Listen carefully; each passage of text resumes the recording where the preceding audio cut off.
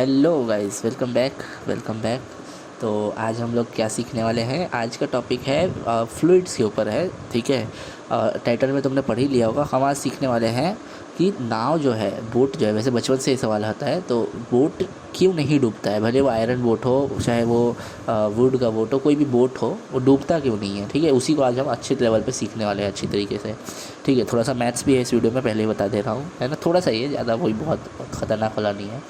ठीक है, तो चलो सीखते हैं, स्टार्ट करते हैं आज का वीडियो। ठीक है, तो सबसे पहले जो काम मैं करने वाला हूँ वो है मिसकंसेप्शन दूर करना, जैसा हमने पिछले रोटेशन वाले वीडियो में किया था, है ना। पहले हमने वो फोर्स सोर्स वाले तरीके से मिसकंसेप्शंस को दूर किया था, वैसे आज भी हम वैसे ही करने वाले। तो हमारा पहला मिसकंसेप्शन जो होता है, जो हम सोच लेते हैं अपने मन से, परसेप्शन बना लेते हैं, मैं भी बना लेता हूँ कभी कभार, है ना। फिर टीचर्स हम लोग को वो सब बताते हैं सब कुछ। तो पहला जो है वो है कि अगर वेट ज़्यादा है तो डूबेगा और वेट कम है तो तैरेगा। ठीक है, ऐसा हम बना लेते हैं। हमको ऐसा लगता है जो चीज़ ज़्यादा भारी है वो डूब जाएगी, और जो कम है, कम भारी है, फिर हल्की है, वो तैरेगी। ऐसा नहीं होता है। एग्जाम्पल दूँ? लो, एक काउंटर एग्जाम्पल दे देता हूँ मैं। ये रहा एक काउंटर एग्जाम्पल।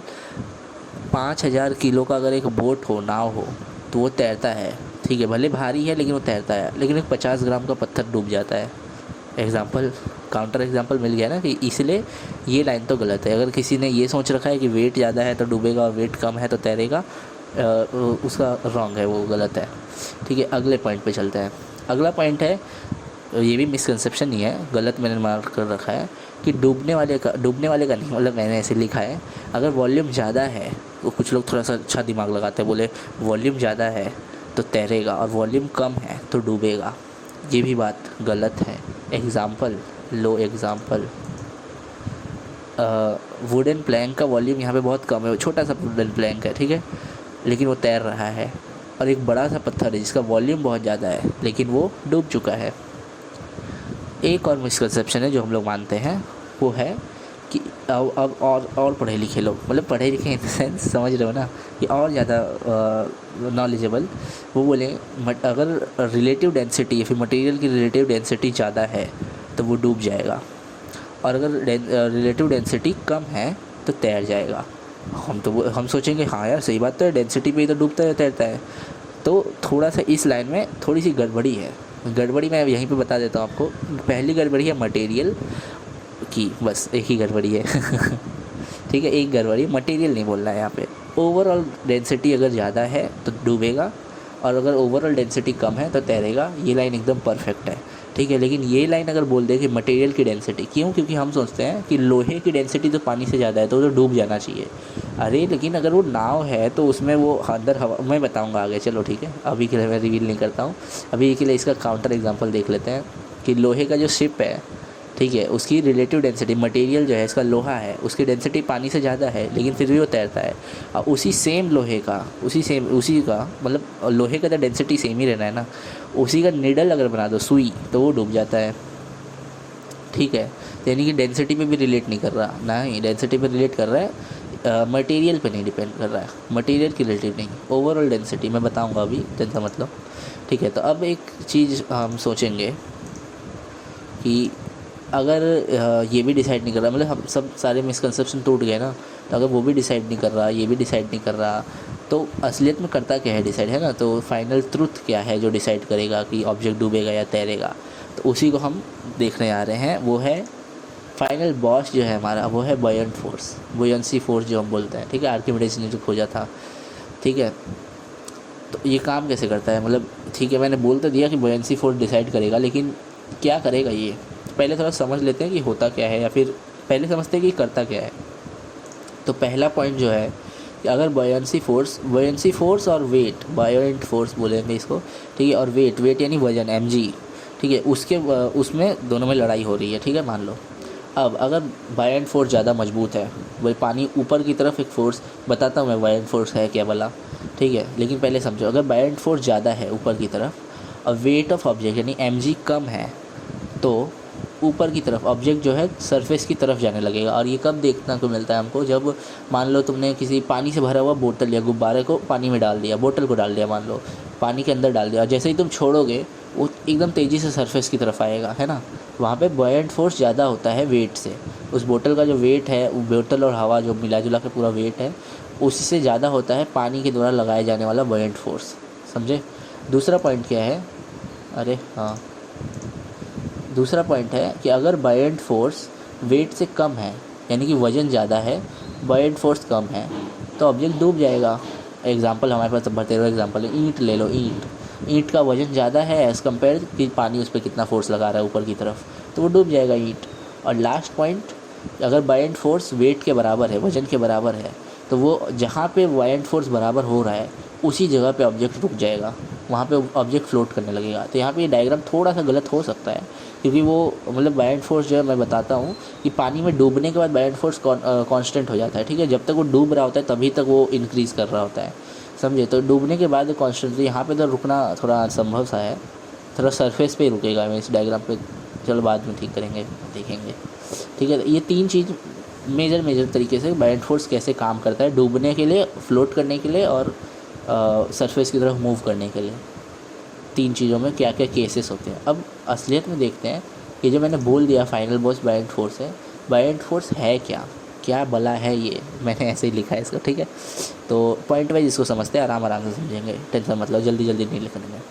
तो पहले जो चीज़ है कि ये बॉयंट फोर्स होता क्या है, पहले ये समझते हैं क्या होता है ये।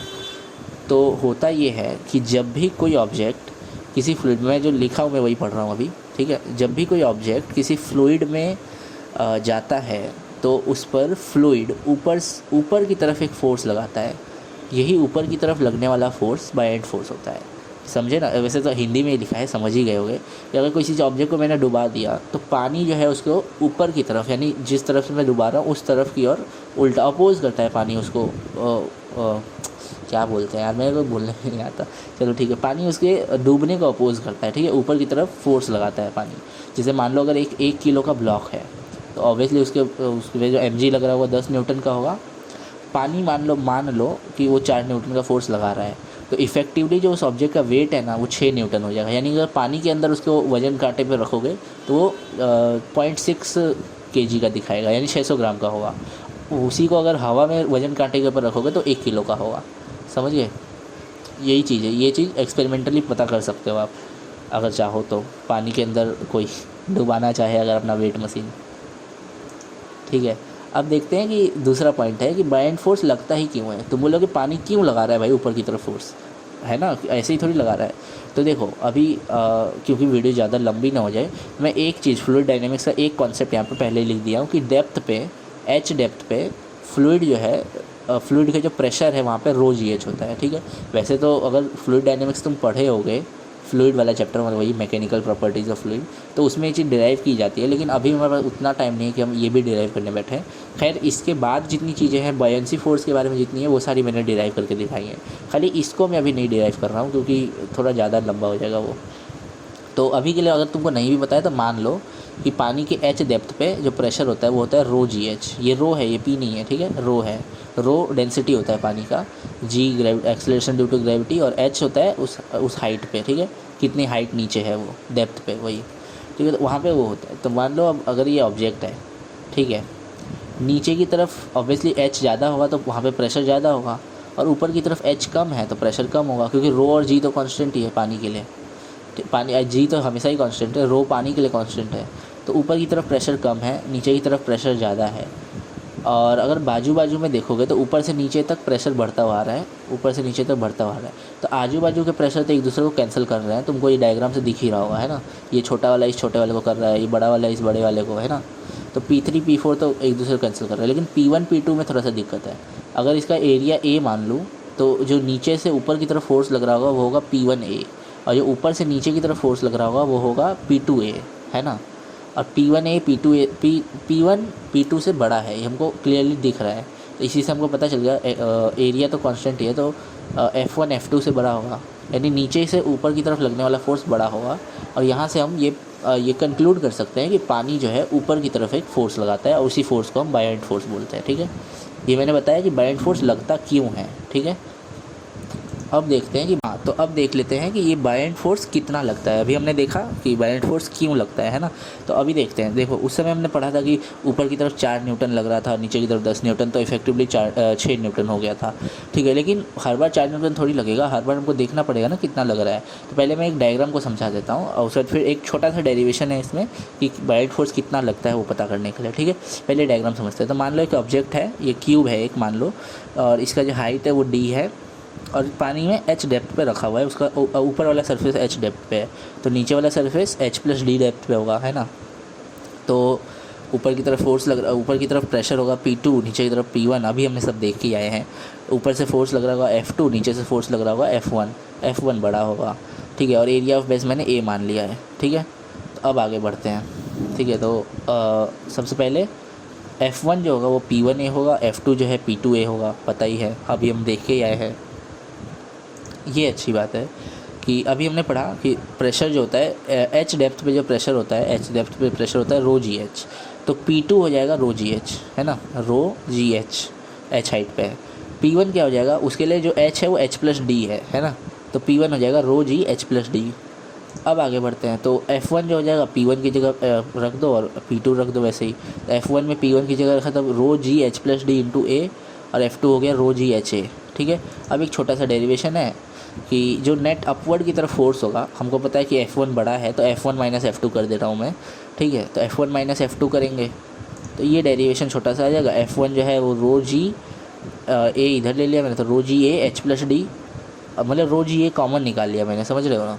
ρgA कॉमन निकाल लिया तो इधर बचा h + d और इधर बचा h - h। डेरिवेशन तुम देख लो यार, मैथ्स तो तुमको आती होगी। h और h कट गया, बचा इधर d। तो A और D को मैंने मिला के बोल दिया वॉल्यूम, है ना। नीचे का सरफेस एरिया A है और हाइट है D, तो वो ऑब्वियसली वो वॉल्यूम हो जाएगा इस क्यूब का। तो जो नेट अपवर्ड की तरफ, ऊपर की तरफ जो फोर्स आया वो है ρgv, ठीक है। रो जो है डेंसिटी ऑफ, यहाँ पे लिखा है मैंने कि यहाँ पर रो जो है वो डेंसिटी ऑफ लिक्विड है, g acceleration due to gravity है, और ये क्या हो गया, चलो ठीक है। v जो है वॉल्यूम जो है, यहाँ पे थोड़ा समझो इस चीज़ को, मैं अगला वाला पॉइंट भी रिवील कर ही देता हूँ। v जो है वो है इमर्ज्ड वॉल्यूम ऑफ ऑब्जेक्ट। यहाँ पे जो हमने a × d लिख दिया, पूरा वॉल्यूम लिख दिया। ये वॉल्यूम क्योंकि ये पूरा ऑब्जेक्ट, ये जो ऑब्जेक्ट है पूरी तरीके से डूबा हुआ है इसमें, ठीक है। यहाँ पे मैंने लिखा है here whole object is immersed, है ना। इमर्ज्ड मतलब डूबा हुआ है, सबमर्ज्ड बोलना चाहिए था मेरे को। तो पूरा ऑब्जेक्ट जो है डूबा हुआ है, इसी के लिए यहाँ पे a × d वॉल्यूम पूरा वॉल्यूम हो गया, ठीक है। वरना यहाँ पे जो ρgv आता वो आता सिर्फ उतना वॉल्यूम जो इस यहाँ पे डूबा हुआ है, क्योंकि वहाँ पे प्रेशर हम उतना ही देते हैं, है ना। तो वॉल्यूम इमर्ज्ड बराबर यहाँ पे हो गया वॉल्यूम ऑफ ऑब्जेक्ट, इसी के लिए v लिख दिया। बाकी ऐसे ये जो वॉल्यूम है ये सिर्फ इमर्ज्ड वॉल्यूम है, जितना पानी में डूबा हुआ है, ठीक है। उसके अलावा कुछ नहीं। ऊपर कितना है उससे मेरे को मतलब ही नहीं है, जितना पानी में डूबा है खाली वही देखना है मेरे को, ठीक है। तो ये एक छोटा सा डेरिवेशन से आया मेरे को। नेट अभी तक आया है नेट अपवर्ड फोर्स ρgv। अब जो नेट अपवर्ड फोर्स है वो उसी को तो हमने बोला है बॉयंट फोर्स, वही तो है हमारा बॉयंसी फोर्स ऊपर की तरफ का, यानी कि बॉयंट फोर्स आ गया हमारा ρgv, ठीक है। यहाँ पे v क्या है, यहाँ ये चीज़ थोड़ा इंपॉर्टेंट है इसीलिए मैं बार बार रिपीट कर रहा हूँ। v जो है वो वॉल्यूम इमर्ज्ड है, कितना वॉल्यूम इमर्ज्ड है, ठीक है, या फिर सबमर्ज्ड, एक ही बात है, ठीक है।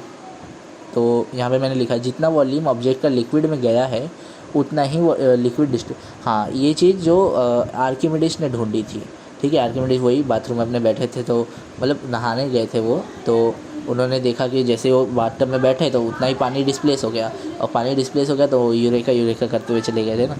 तो वही कि जितना लिक्विड में ऑब्जेक्ट गया है, जितना वॉल्यूम गया है उसका, उतना ही वॉल्यूम बाहर आएगा, ऑब्वियसली बात है ना, क्योंकि वॉल्यूम बढ़ थोड़ी जाएगा उसका, जितना अंदर गया उतना वॉल्यूम बाहर आ जाएगा। अगर मैंने इसको एकदम यहाँ नेक टू नेक भर रखा था पानी को, तो ये जो लिक्विड है एम लिक्विड, ये उतना ही बाहर आ चुका है।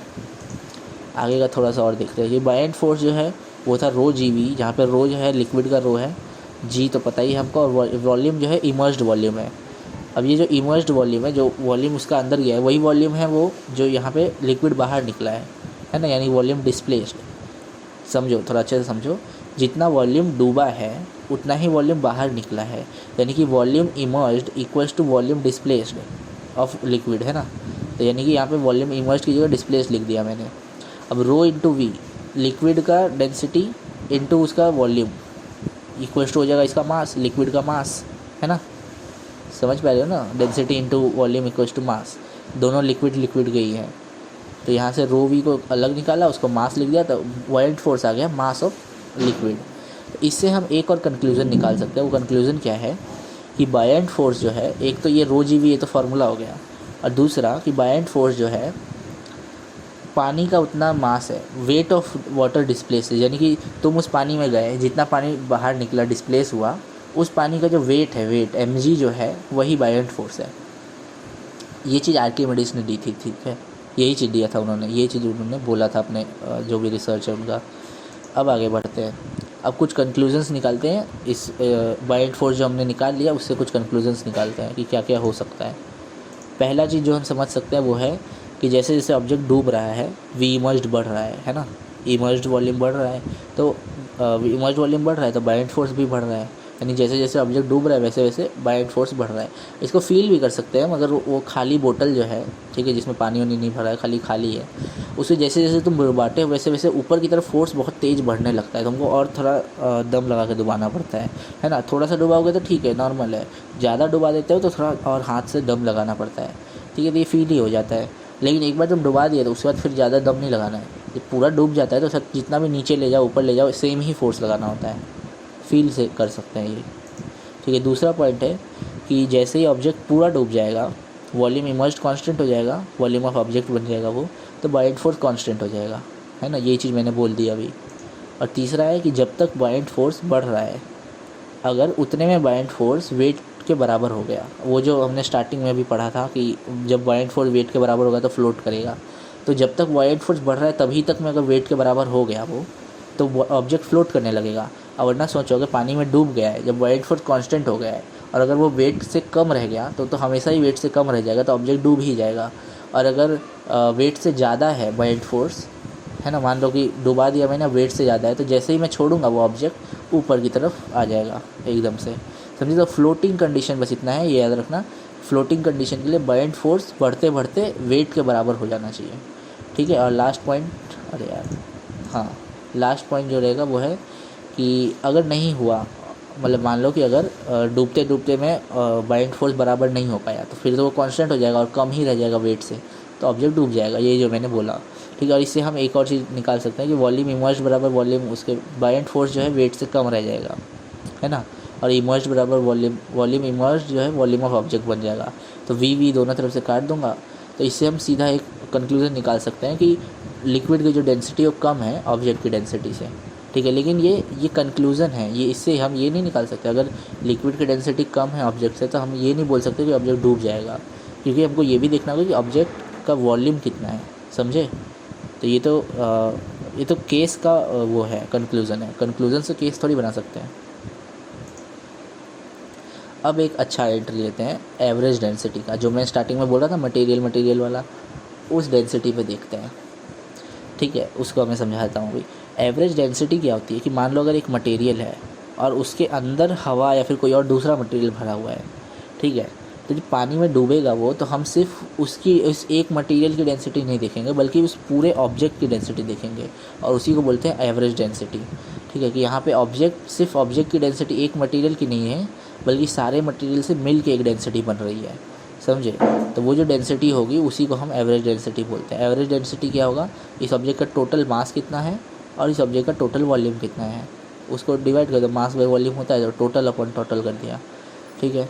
अब इस टोटल मास निकालने के लिए मास ऑफ मटेरियल 1 2 3 सब करके डिवाइड बाय टोटल वॉल्यूम कर दो, एवरेज डेंसिटी आ जाएगी। एक और चीज़ कि टोटल मास जो है, यहाँ से हम ये निकाल सकते हैं total mass average density into total volume, इसका हमको आगे काम पड़ेगा, ठीक है। हाँ, तो अब हम लोग देखने वाले हैं इसके आगे, चलो आगे बढ़ते हैं। इतना समझ आ गया ना कि टोटल मास, ये हमारे को आगे काम पड़ने वाला है। टोटल मास जो है वो average density into total volume हो जाएगा, ठीक है। अब तुम सोचोगे कि मैंने ये बताया क्यों, जब मैंने फाइनल बॉस बॉयंसी फोर्स को बोल दिया है, तो फिर मैं एवरेज डेंसिटी क्यों ला रहा हूँ बीच में। अगर डेंसिटी ही लाना था तो फिर मैं बॉयंसी फोर्स क्यों लाया। तो एक बार समझ लेते हैं एवरेज डेंसिटी और बॉयंसी फोर्स के बीच का रिलेशन, यानी उनका साथ का रिलेशन, ठीक है। तो इससे तुमको ये भी पता चल जाएगा कि मैं क्यों यहाँ पे एवरेज डेंसिटी को फाइनल कर रहा हूँ, ठीक है। देखो, वेट ऑफ ऑब्जेक्ट जो होता है वो बॉयंसी फोर्स के बराबर था, अभी हमने यहाँ पे वो उसके पहले प्रूव किया, इसके पहले यहाँ पे ये रहा, ठीक है। वेट ऑफ ऑब्जेक्ट या फिर मतलब समझ जाओ ना, डूबने वाली कंडीशन में बॉयंसी फोर्स जो है वेट ऑफ ऑब्जेक्ट के बराबर हो जाएगा। तो वेट ऑफ ऑब्जेक्ट क्या होगा, उसका एवरेज डेंसिटी, ऑब्जेक्ट का एवरेज डेंसिटी, इसी के लिए मैं एवरेज डेंसिटी लाया था वहाँ पे, इसके लिए नहीं मतलब इसके लिए भी लाया था। एवरेज डेंसिटी इंटू उसका ऑब्जेक्ट का वॉल्यूम, ठीक है, इंटू ग्रेविटी, ये हो गया weight of object. Buoyancy force liquid का डेंसिटी है तो हमने डिराइव ही किया है, लिक्विड का density into G into V immersed, ठीक है। और अब यहाँ से अगर मैं जी काट दूँ और उसको उधर भेज दूँ, मतलब मान लो थोड़ा सा मैथ्स लगा दूँ, तो एवरेज डेंसिटी आ जाएगा यहाँ पे rho of liquid V immersed by V total. अब इससे हमको पता क्या चल रहा है, ये मैंने क्यों निकाला एवरेज डेंसिटी को, ये देखो। पहला चीज़, अगर मान लो वी इमर्ज्ड बराबर वी टोटल हो तो ये कट जाएगा और V rho average equals to rho liquid आ जाएगा। और यही तो हमने पढ़ा था फ्लोटिंग के लिए V immersed equals to V total हो जाता था, तो ऑब्जेक्ट फ्लोट करता था लेकिन पूरा डूब के। क्यों? क्योंकि यहाँ पे V immersed equals to V total कर दिया ना मैंने, समझो। केस ही मैंने बनाया कि V immersed equals to V total, यानी कि पूरा ऑब्जेक्ट डूब गया, जस्ट डूब गया, जैसे बर्फ़ डूबती है, ठीक है, जस्ट सरफेस जस्ट ऊपर रह जाता है, बाकी पूरी बर्फ़ डूब जाती है। तो लगभग वैसा ही केस है कि V immersed equals to V total हो गया, ठीक है, ऑब्जेक्ट पूरा डूब गया, लेकिन उस समय बॉयंसी फोर्स बराबर हो गई वेट के उसके, यानी कि ऑब्जेक्ट जस्ट वहाँ पे फ्लोट करने लग जाएगा। दूसरा केस क्या होगा कि अगर वी ये क्या रह गया, हटाओ इसको, चलो, अगर वी इमर्ज्ड वी टोटल से ज़्यादा हुआ, कम हुआ, सॉरी ये है, अरे यार, ठीक है, वी इमर्ज्ड अगर वी टोटल से कम हुआ, देखो ज़्यादा तो नहीं हो सकता ना, क्योंकि समझ, चलो मैं बताता हूँ, अच्छे से बताता हूँ। तो वी इमर्ज्ड वी टोटल से कम रह गया, ठीक है। मान लो ऑब्जेक्ट, पूरा ऑब्जेक्ट था, वो बोतल का वाला एग्जांपल लेके चलो, ठीक है, बोतल था, बोतल को मैंने पानी में डुबोने की कोशिश की, वो थोड़े से ही डूबा होगा, उतने में ही उसका बॉयंसी फोर्स उसके वेट के बराबर हो गया होगा, ठीक है। इसी के लिए वो बोतल एकदम सतह पे ही फ्लोट करते रहता है, हल्का सा नीचे जाता है, ठीक है। तो यही वाला केस है ये। इस वाले केस से हम क्या निकाल सकते हैं कि वी रो एवरेज जो है वो रो लिक्विड से कम रह जाएगा, और कम रह जाएगा तो ऑब्जेक्ट अभी भी फ्लोट करेगा, लेकिन क्योंकि वी इमर्ज्ड कम है वी टोटल से, यानी कि ऑब्जेक्ट आधा डूबा, आधा मतलब आधा, परफेक्ट आधा नहीं बोल रहा हूँ, मतलब थोड़ा डूबा होगा, थोड़ा ऊपर होगा, उस समय भी फ्लोट कर रहा होगा ऑब्जेक्ट। दोनों फ्लोटिंग का केस है ये, ठीक है। एक फ्लोटिंग का केस है जिसमें पूरा ऑब्जेक्ट डूब चुका है, जस्ट उसका थोड़ा सा बचा हुआ है, यानी कि लगभग बराबर है उनके दो वॉल्यूम, इमर्ज्ड वॉल्यूम और टोटल वॉल्यूम से। और एक बार है कि इमर्ज्ड वॉल्यूम कम है, यानी कि कम डूबा है ऑब्जेक्ट, टोटल वॉल्यूम से कम डूबा है, ठीक है। अब नेक्स्ट पॉइंट, अरे यार नेक्स्ट, हाँ ठीक है, नेक्स्ट पॉइंट पे आते हैं। अब मैं पहले एक बार रीड कर देता हूँ। यानी जब B equals to W, buoyancy force equals to weight होता है, तब एवरेज डेंसिटी ज़्यादा अच्छे से डिसाइडिंग है, बट देन आल्सो उसके पीछे है जो बुएंट, अच्छा ठीक है, यहाँ पे मैंने लिखने में गलती की है। इसका मतलब है एवरेज डेंसिटी ज़्यादा डिसाइडिंग है, लेकिन फिर भी उसके पीछे काम तो बुएंसी फोर्स ही कर रही है ना। ये B इक्वल्स टू डब्ल्यू ही काम करके एवरेज डेंसिटी को पैदा कर रहा है, समझ लो। यानी कि फाइनल बॉस तो हमारा बुएंसी फोर्स है, लेकिन डिसाइडिंग फैक्टर एवरेज डेंसिटी है, इसीलिए मैं एवरेज डेंसिटी को यहाँ पे लाया, ठीक है, क्योंकि एवरेज डेंसिटी से डिसाइड करना आसान हो जाता है। बुएंसी फोर्स दो, देखो यहाँ पे देखो, बुएंसी फोर्स दो केसेस दे रहा है, B इक्वल्स टू डब्ल्यू इधर भी है, B इक्वल्स टू डब्ल्यू इधर भी है। अब इसमें भी अगर एकदम प्रिसाइसली मेरे को डिसाइड करना है कि ऑब्जेक्ट पूरा डूबा है कि पार्शियली डूबा है, कि डूब गया, सिंक कर गया है, फ्लोट कर रहा है, या फिर वही समझ रहे हो ना, पूरा एकदम प्रिसाइसली, अगर टू बी प्रिसाइस होना हो तो एवरेज डेंसिटी ज़्यादा अच्छा होगा वहाँ पे, ठीक है। अब तुम बोलोगे इमर्ज्ड वॉल्यूम का, इमर्ज्ड वॉल्यूम कम ही क्यों है, ज़्यादा भी तो हो सकता है। देखो ज़्यादा नहीं हो सकता ना, क्योंकि ज़्यादा से ज़्यादा बढ़ के भी जाएगा कितना, ऑब्जेक्ट की वो वी टोटल जितना ही तो जाएगा, है ना, और उससे थोड़ी बढ़ जाएगा उससे ज़्यादा।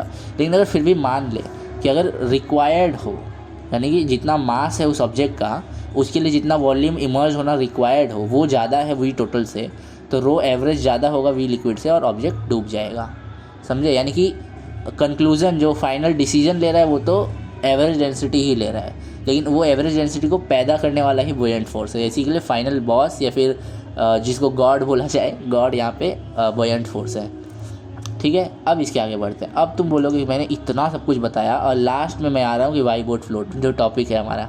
देखो मेरा मेथड यही है, पहले मैं तुमको सारी अच्छे तरीके से चीज़ों को समझा दिया हूँ कि कौन सी चीज़ कैसे काम करती है। अब ये समझाना अगर मैं नहीं भी समझाऊँ तो भी तुम समझ जाओगे, लेकिन फिर भी मैं समझा देता हूँ एक बार, चलो ठीक है। कि बोट जो है डूबता क्यों नहीं है हमारे टॉपिक पे। The boat emerged volume is less than the total volume ठीक है। ये वाला केस, दूसरा वाला इमर्स्ड वॉल्यूम जो है बोट का कम होता है तो हमको दिखता ही है ना। तो एवरेज डेंसिटी जो है बोट की वो हो जाएगा बोट का मास डिवाइड बाई उसका बोट का टोटल वॉल्यूम, ठीक है। एवरेज बोट का डेंसिटी देख रहा हूँ मैं, तो टोटल वॉल्यूम बोट का, ठीक है। तो जो बोट का मास हो जाएगा, एम बोट लिख देता हूँ मैं उसको, वो हो जाएगा एवरेज डेंसिटी इंटू वॉल्यूम, वही वो जो पॉइंट लिखा था मैंने वही वाले इसको थोड़ा डिराइव करके लिखा है, ठीक है। तो एवरेज डेंसिटी इंटू वॉल्यूम हो जाएगा बोट का मास। अब जो वेट है बोट का वो है बोट का मास इंटू ग्रेविटी, यानी कि ये इधर से बोट का मास उधर रखा मैंने, तो rho average into V total into gravity, ठीक है जी। ये हो गया वेट ऑफ बोट। अगर बोट को मेरे को फ्लोट करवाना है कि जहाँ पे बुयांसी फोर्स बोट के वेट के बराबर हो जाएगा, तो वी इमर्स्ड वी टोटल से कम ही है, यानी कि मेरे को इतना पता चल रहा है वी इमर्स्ड वी टोटल से कम है, तो रो एवरेज जो बोट का एवरेज डेंसिटी है वो लिक्विड यानी पानी मान लेता हूँ यहाँ पे, तो पानी के एवरेज डेंसिटी से कम है, ठीक है। फार्मूला मैंने डिराइव किया था उसी से मेरे को पता चल गया यहाँ पे, ठीक है। अब इसका मतलब क्या है कि जब बोट का एवरेज डेंसिटी कम है तो बोट फ्लोट करनी चाहिए। इसका मतलब ऑब्जेक्ट जो है पार्शियली फ्लोट कर रहा है, पार्शियली फ्लोट कर रहा है का मतलब बोट फ्लोट करती है, ठीक है। लेकिन इसके लिए मेरे को एक ऑब्जर्वेशन चाहिए था जो कि है वी इमर्स्ड वी टोटल से कम है, ठीक है। ये ऑब्जर्वेशन है और इससे मैं कंक्लूज़न क्या निकालूंगा कि बोट जो है पूरी डूब नहीं रही है बल्कि वो फ्लोट कर रही है, और उसके पीछे का रीज़न ये है कि बोट की एवरेज डेंसिटी लिक्विड की डेंसिटी से कम हो गई। अब तुम बोलोगे क्यों कम हो गई, बोट तो यार लोहे की होती है, लोहे का डेंसिटी तो यार पानी से बहुत ज़्यादा है। तो यहीं पे आता है एवरेज डेंसिटी लिखा है, लोहा प्लस जितना डूबा है बोट उसके अंदर पानी हवा भी तो है, लोहा है उसके अंदर हवा भी तो है, तो एवरेज डेंसिटी बोल रहा हूँ। हवा और लोहे को मिला के जो एवरेज डेंसिटी बन रही है वो जो है पानी के डेंसिटी से कम हो गई, इसी के लिए बोट फ्लोट कर रहा है, ठीक है। अब तुम बोलोगे एवरेज डेंसिटी कहाँ से आया, अरे यार बोला तो मैंने बॉयंसी फोर्स ही तो एवरेज डेंसिटी को पैदा कर रहा है, तो finally decide the buoyancy force ही कर रहा है बस एवरेज डेंसिटी। इसी के लिए मैंने यहाँ पे एक अच्छा सा पॉइंट भी लिखा था, कहाँ गया, ये देखो, बॉयंसी फोर्स और वेट ऑफ ऑब्जेक्ट के कंपैरिजन का रिजल्ट है एवरेज डेंसिटी, समझे। कंपैरिजन मतलब उनके साथ रिलेशन का रिजल्ट है, वेट और बॉयंसी फोर्स के कंपैरिजन का रिजल्ट एवरेज डेंसिटी है। इसी के लिए एवरेज डेंसिटी जो है डिसाइड करता है कि फ्लोट करेगा या सिंक करेगा, समझे। और एवरेज डेंसिटी को पैदा करता है बॉयंट फोर्स, समझ रहे हो, समझ ही जाओगे। एक लास्ट केस और बचता है, जैसे अगर मान लो किसी को थोड़ा अच्छा समझने लायक चीज़ समझनी है, तो देखो अगर मान लो ये कोई ऑब्जेक्ट है, इसके अंदर कुछ और ऑब्जेक्ट्स भी रखे हुए हैं, इस टोटल ऑब्जेक्ट का मास कितना होगा, जो कंटेनर का मास होगा, बॉल्स का मास होगा, ठीक है। तो अगर मैं यहाँ पे फ्लोटिंग कंडीशन लगा दूँ B = W, तो B हो गया rho liquid G into V immersed, और W हो गया mass of object into G, G कटा, फिर rho liquid into V immersed into mass of object, तो वी इमर्स्ड कितना आ गया, mass of object upon rho of liquid. अब वी इमर्स्ड कितना होगा, जितना डेप्थ वो नीचे गया इंटू जो एरिया ऑफ बेस है, तो एरिया ऑफ बेस इंटू जो डेप्थ वो नीचे गया D immersed equals to mass of object upon rho liquid. अब इससे मेरे को क्या पता चल गया, एरिया इंटू डेप्थ। अगर मैं डेप्थ निकाल लूँ तो मैं पता कर सकता हूँ कि कितना एरिया मेरे को ज़रूरत है, यानी समझ जाओ ना, नाव के नीचे का तले का एरिया कितना चाहिए मेरे को, बस वो निकालना है। या फिर अगर मेरे को एरिया पता है तो मेरे को ये पता चल जाएगा कितना नीचे बोट कितना डूबने वाली है, समझ रहे हो, इतना कुछ पता चल जाएगा। तो इसी के लिए ये ऐसे ही मैंने अपने मन से ही फार्मूला बदल दिया, ठीक है, क्या पता असलियत में भी यही यूज़ होता हो। ये तो आज के लिए इतना ही। अच्छा एक कुछ चीज़ें थोड़ी सी करेक्शन है, ठीक है। तुम सोचोगे कि मैं थोड़ा कम नॉलेज वाला दे रहा हूँ चीज़ें, ये वाला जो डेरिवेशन था, हाँ ये वाला, यहाँ पे तुम मेरे को बोलोगे कि यहाँ पे एक P0 भी तो आता है, ऊपर का एटमॉस्फेरिक प्रेशर भी तो ऐड करते हैं, तो मैं भी मानता हूँ कि हाँ यहाँ पे ऐड करना चाहिए था, मेरे को भी करता, लेकिन मैंने नहीं किया क्योंकि मेरे को पता है यहाँ पे जब मैं काटता ना F1 - F2 करता तो P0 भी कट जाता। लेकिन हाँ अगर अच्छा टू बी प्रिसाइज होना हो तो मैं यहाँ पे P0 भी लिखता, ज़रूर लिखता। एक और करेक्शन यहाँ पे जो मैंने बोला था, अच्छा ये करेक्शंस ऐसे छोटे मोटे, कोई बहुत बड़ा कोई मिस्टेक नहीं हो गया। जैसे यहाँ पे मैंने बोला कि जैसे ही पूरा ऑब्जेक्ट डूब जाएगा तो V immersed V volume of object के बराबर हो जाएगा, तो बुयंसी फोर्स एकदम ही कांस्टेंट हो जाएगी। तो हाँ कांस्टेंट हो जाएगी, लेकिन ऐसा होता है कि डेंसिटी ऑफ लिक्विड भी वेरी करती है डेप्थ के साथ, ठीक है। तो डेंसिटी ऑफ लिक्विड अगर वेरी करेगी, बढ़ जाती है, ज़्यादा डेप्थ में जाने पे बढ़ जाती है, तो बढ़ जाती है, तो इसी के लिए बुयंसी फोर्स बढ़ सकता है, ऐसी बात नहीं है, ठीक है। लेकिन मैं यहाँ पे डेंसिटी ऑफ लिक्विड और जी को कांस्टेंट मान के चल रहा हूँ, ठीक है। लेकिन अगर एकदम रियल लाइफ फिजिक्स तुम समझना चाहते हो तो हाँ, डेंसिटी ऑफ लिक्विड बढ़ती है किलोमीटर डेप्थ के साथ बढ़ती है, तो बुयांसी फोर्स भी थोड़ा थोड़ा बढ़ेगा, ऐसी बात नहीं है। ठीक है, ये 2 करेक्शन थे जो बड़े करेक्शन थे, और अगर छोटी मोटी गलती हो गई तो तुम बता देना कमेंट में। बाकी इतना ही था मेरे पास आज। नाव डूबती क्यों नहीं है ये मैंने समझा दिया, क्योंकि अगर कोई एक लाइन में पूछे कि नाव क्यों नहीं डूबती है तो तुम खाली बोलना क्योंकि नाव की एवरेज डेंसिटी लिक्विड की एवरेज डेंसिटी से कम होती है। ठीक है, अगर वो पूछे एवरेज डेंसिटी क्या है तो नाव का मटेरियल प्लस उसके अंदर जो हवा जा रहा है इमर्स्ड हुए। ठीक है, ऊपर का हवा से मेरे को मतलब नहीं है, जितना नाव डूब रहा है उतने के अंदर जो हवा है ये तो जो लिक्विड है वही वाला है। ठीक है, चलो आज के लिए इतना ही, थैंक यू, और मिलते हैं अगले वीडियो में, तब तक के लिए बाय, थैंक यू।